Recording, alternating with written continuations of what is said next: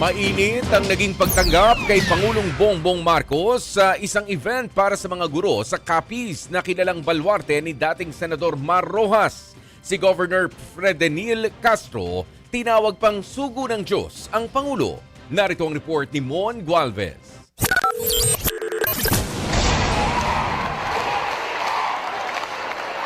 Malakampanyang eksena sa Villarreal Stadium sa Roa City sa Capiz nang bumisita sina Pangulong Bongbong Marcos at First Lady Liza Araneta Marcos. Palakpakan at hiyawan kasi ang sumalubong kay PBBM sa jam-pack na event.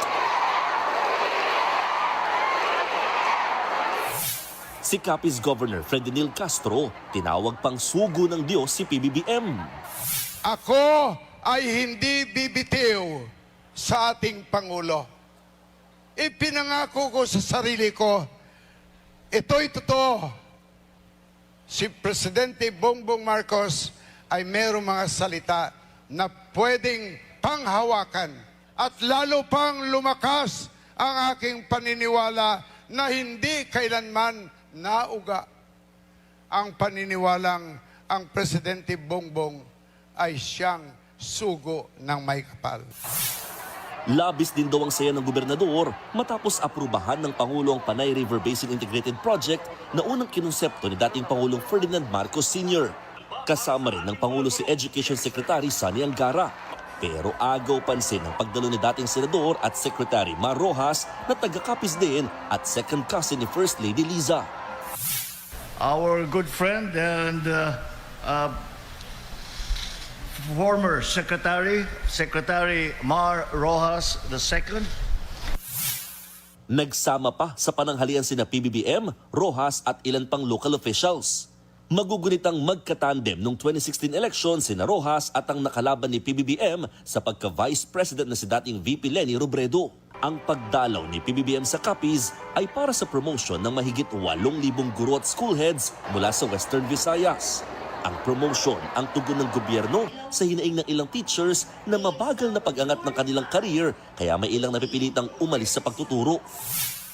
Hindi na tayo papayag na merong guro na magre-retire ng Teacher 1 dahil hindi naman talaga tama yun. My dear teachers, you have spent countless hours taking care of our children, the future Filipinos who will one day lead and serve our nation. You have carried this responsibility with dedication.